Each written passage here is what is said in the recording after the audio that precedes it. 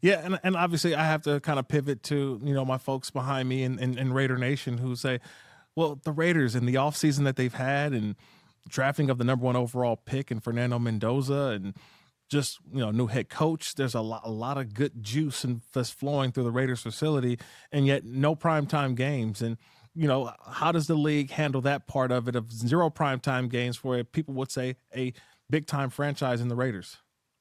Yeah, look, none of us know when or if Mendoza's going to see the field this year. Obviously, Kirk Cousins is a competent, quality quarterback in this league. He may well have them relevant. The good news about the way our product is distributed is you don't necessarily have to be on prime time to be on a lot of television screens, right? Correct. Yes, you didn't get a lot of primes. Okay, so you're on Sunday afternoons a lot. There's still 30 million people watching NFL football at 1 o'clock Eastern on a Sunday, and hopefully 35 or 40 million people watching at 4 o'clock on a Sunday.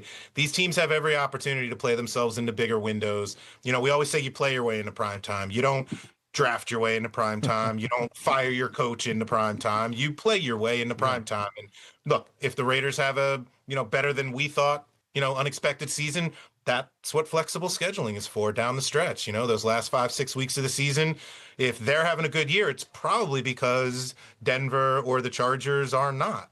And so if they're relevant, we'll find a way to get their games on national television down the stretch so that when they are playing playoff football in January, that's not the first time our fans are going to get to see a Raiders game. NFL VP of Broadcast Planning Mike North joining us. A couple more minutes here, and a record-tying 7 primetime standalone games for the team here in Los Angeles, the Rams.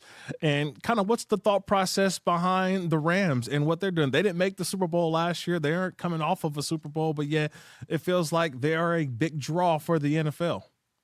Yeah, they are. I mean, look, they didn't make the Super Bowl, but they're a perennial playoff team. They have the league MVP, superstars on both sides of the ball. They've earned it, right? We say we play your way into prime time. They've earned it.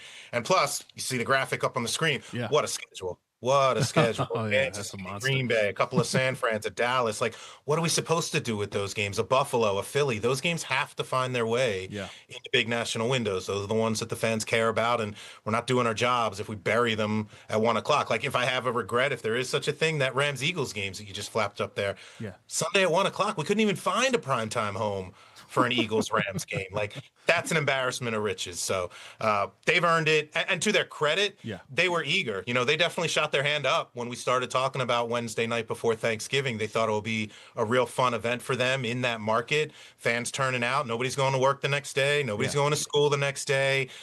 Wednesday night before Thanksgiving is not a traditional television night. We may change that with games like this on Netflix. Yeah, we were talking about it earlier. Before, that was just the night that you hung out with all your high school buddies and college friends who are back at home. And still can. And now, guess what? You can still do it. We just go to the bar and go watch a football game. Where, hey, everybody come to my house and we go watch some football. Hey, you made it all the way to the end. Thanks for that. Check us out every single day streaming live on Disney Plus and the ESPN app 12 to 3 Eastern.